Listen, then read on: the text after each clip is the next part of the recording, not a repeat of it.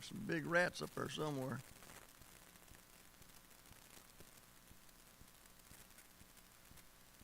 I just got to moving this, but I don't like that had anything to do with it. It's up there. If y'all see a big rat come out of one of them while I holler, I'm gonna run,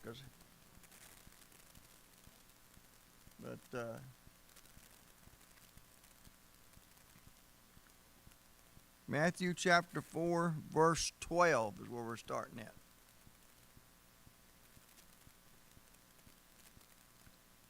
Do what? It's not doing it right now. They worked on that thing a couple days this week, so putting new speakers in. So we hope they need to work. Of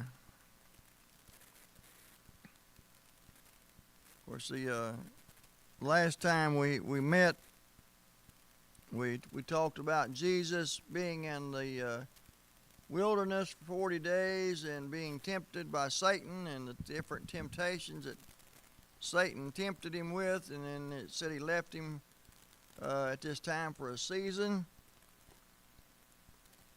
And now in verse 12, he begins his preaching ministry.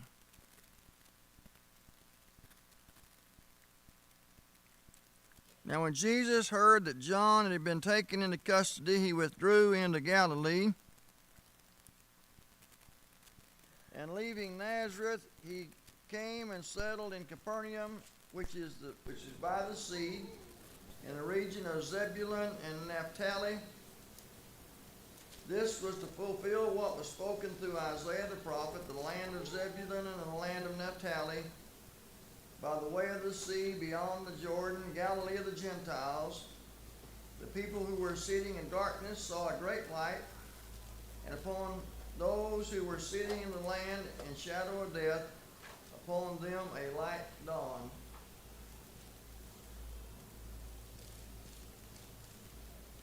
So here see that after John had been taken into custody, he was arrested by one of the Herods. There's several of them. They are all descendants of each other, of Herod the Great. But once they had been, he'd been arrested, and Jesus began his ministry. What is it, besides the preaching difference and the difference that, Jesus had the authority, and where John was just talking about one coming, what is one of the main things that you notice about the difference between their preaching?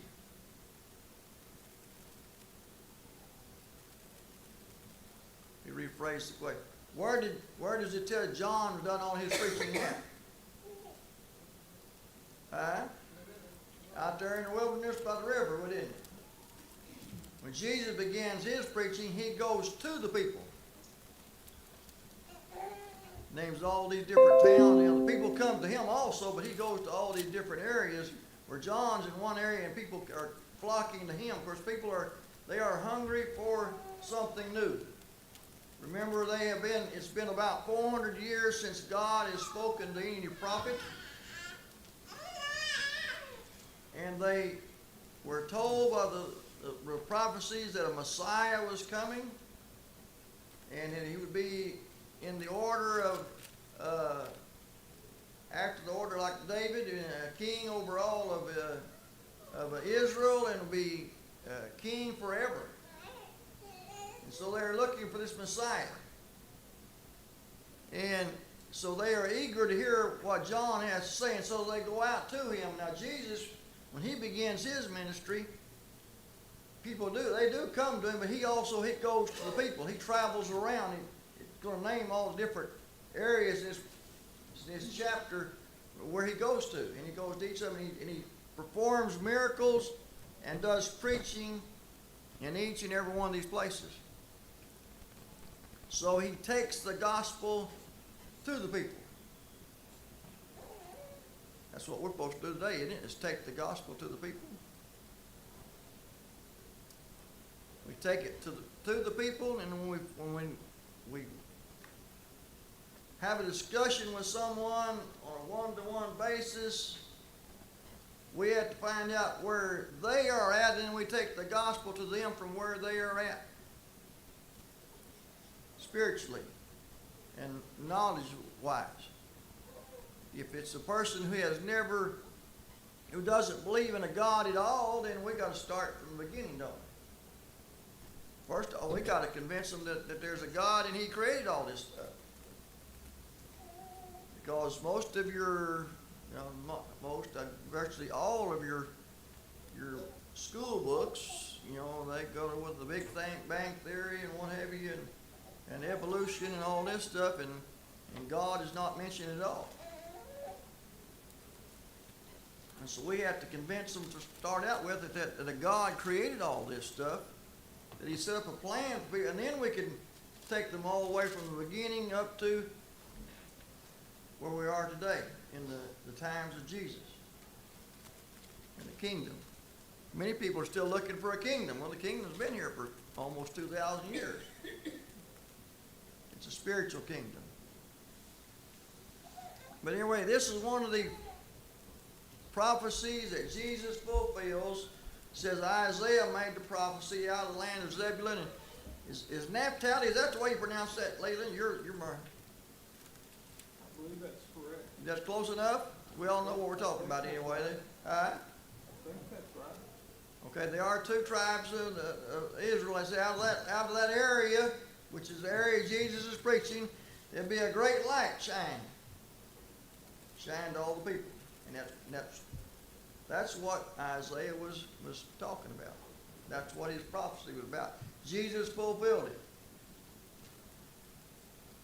Scholars who study all this stuff extensively say that Jesus fulfilled every prophecy that was prophesied about him. In fact, it can be argued when Jesus makes the statement, "It is finished." When he's on the cross, it's not necessarily I'm done with my life. It's I've done with all. I've completed my mission. I've done it. Everything I was supposed to do, I've done it. Each and everything, including being offered a sacrifice.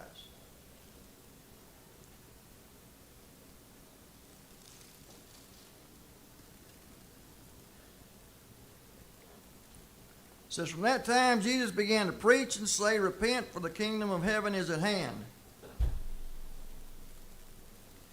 As Jesus was walking by the Sea of Galilee, he saw two brothers, Simon, who was called Peter, and Andrew his brother, casting a net in the sea, for they were fishermen. And he said to them, "Follow me, and I will make you fishers of men." Immediately they left their nets and followed him. Going on from there, he saw two other brothers, James the son of Zebedee and John his brother, in the boat with Zebedee their father, mending their nets, and he called them. Immediately they left the boat and their father and followed him. Now, that just seems like that's just a common deal. They left their business.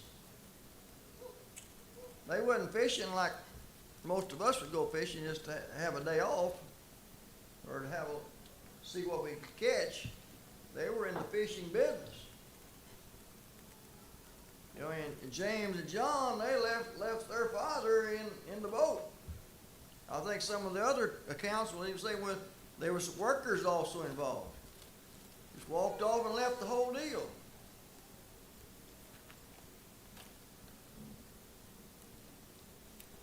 Just think about your parents. What would they have said to you?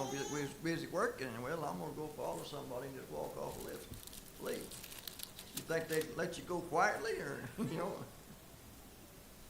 Bill, Jake, if you just walked off, and said, "Well, I'm going to go," reckon your dad'd have anything to say about it? He wouldn't just sit there and keep mending his nets, would he? He'd want some explanations, wouldn't he? Neither would I. I'm just saying. Jake is there handy. I just used him for example there. You know, where are you boys going? You know, we got we've got fish to catch. Got nets to mend. They might have had a boat payment to make. I don't know, it doesn't say, but they immediately left. Jesus made them fishers of men. You think it's possible they had already heard him preach some? My commentaries say that yes, they probably had.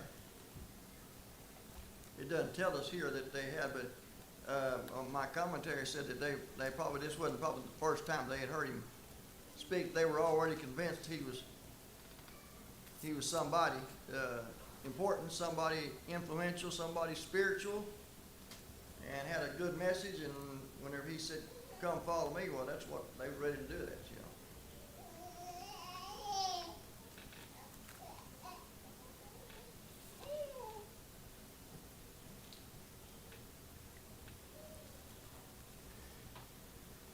Jesus was going throughout all Galilee, teaching in their synagogues and proclaiming the gospel of the kingdom, and healing every kind of disease and every kind of sickness among the people. The news about him spread throughout all Syria, and they brought to him all who were ill, those suffering with various diseases and pains, demoniacs, epileptics, paralytics, and he healed them. Large crowds followed him from Galilee and the Decapolis and Jerusalem and Judea and from beyond the Jordan. Like I said a while ago, people came to him, but he also went from town to town. What is this Decapolis that the Scripture talks about here?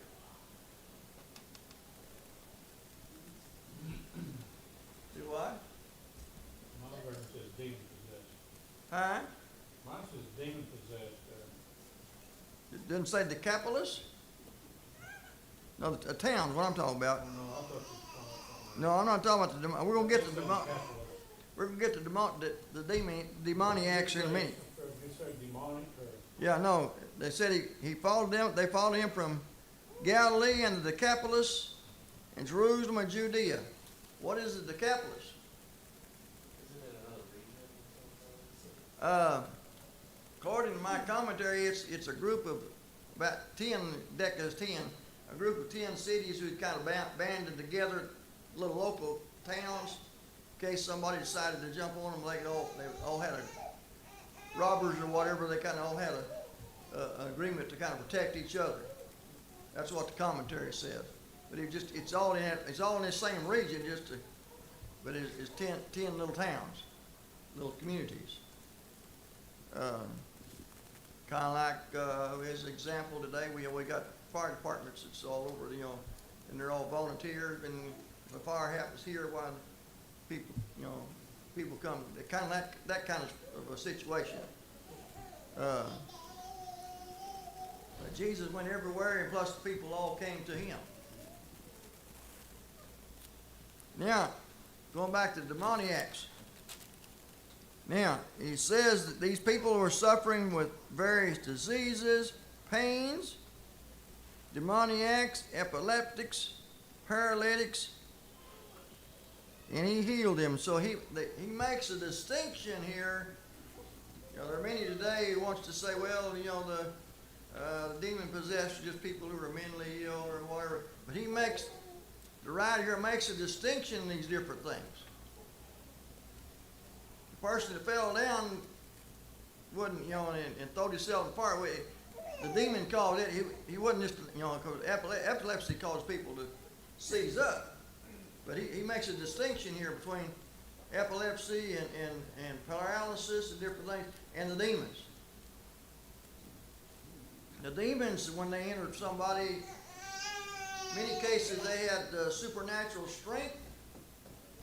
Also, they were able to recognize Jesus, and they were able to recognize his followers. Even in the time of the Apostle Paul, there were those I believe it was in Ephesus, where they were Jews who were casting out demons or trying to cast out demons in the name of Jesus. Try to confuse the people because they were Jews and they didn't want following Paul. And there was a demon-possessed man, and he said, we know who Paul is, we know who Jesus is, we don't know who you are. And the demon and the fellow caused him to rise up, and there was 7 sons of Sceva, and that's the way I pronounce that, maybe Sceva, beat the guys up and tore all their clothes off and sent them off and run them off, you know. But the demon knew who Paul was, but those guys there it didn't recognize.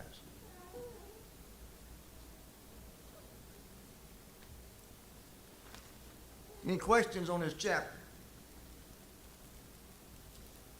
Leland, I'm going to fix to go. Are you ready to back up a ways, or are we? I'm waiting. You're waiting. You're waiting on the next chapter? I'm waiting for you to start the next chapter. Well, that's what I usually get started on the next chapter, and then you say, well, let's back up this verse back over here somewhere. See, that's the reason I was giving you a chance ahead of time. See, Can we go back to Exodus? you know, well, we could, but I don't think we will tonight. Chapter 5. When Jesus saw the crowds, he went up on the mountain, and after he sat down, his disciples came to him.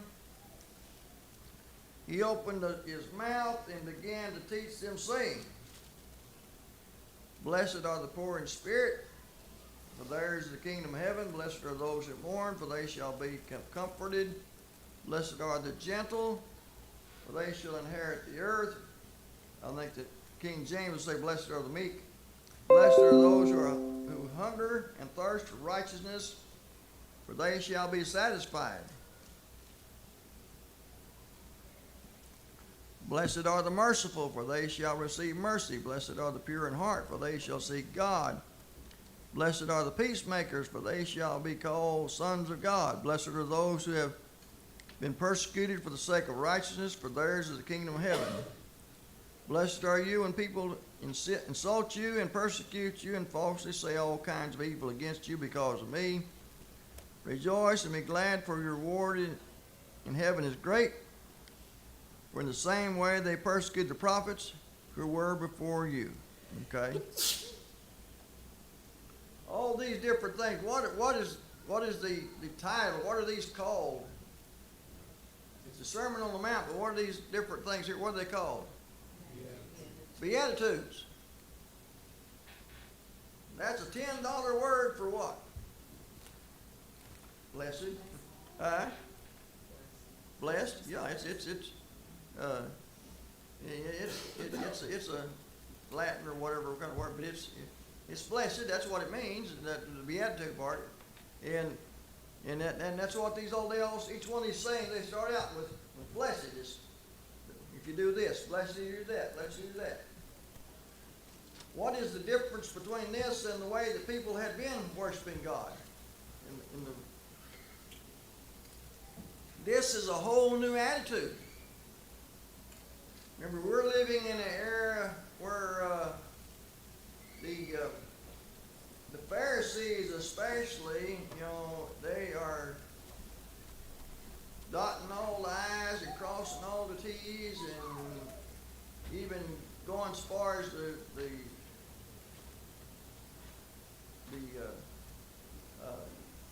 ideas of the elders are more particular or more concerning than what the scriptures say.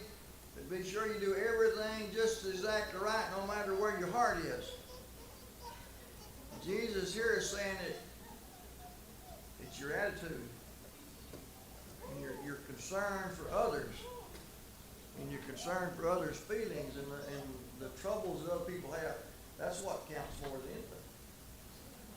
In fact, later on in the scripture, Jesus asked what is the greatest commandment, and he said the greatest commandment is to love God with all your heart and all your soul and all your mind. He said the second one is likened to it.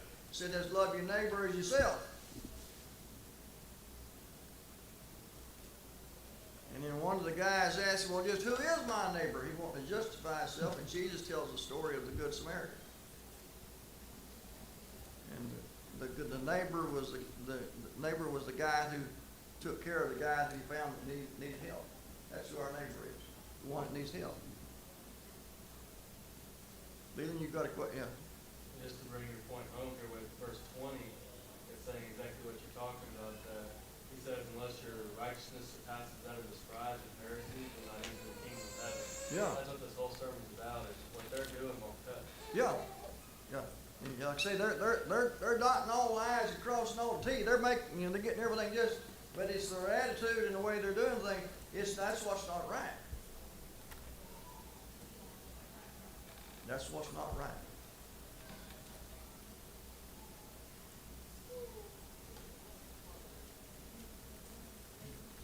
He said, he talks about if you've been persecuted and falsely accused, said, rejoice and be glad, for your reward in heaven is great. They did the same thing to the prophets. That's the reward we're looking for. Is the reward is in heaven, not the reward that's here on earth. We talked about the Pharisees, the Sadducees, on the other hand, didn't believe in the afterlife, but they believed that if you serve God on this earth, then all your blessings will be on this earth. You get more blessings, physical blessings. Our time is about up, and I don't want to start it. This next one is talking about salt and light, and I don't really want to. Unless Leland's got a question, then you made it the whole night without a question. So, John, mine was about salt and light. okay, So I'll save it for next week. save it for next week. Okay. What's next week? The 4th?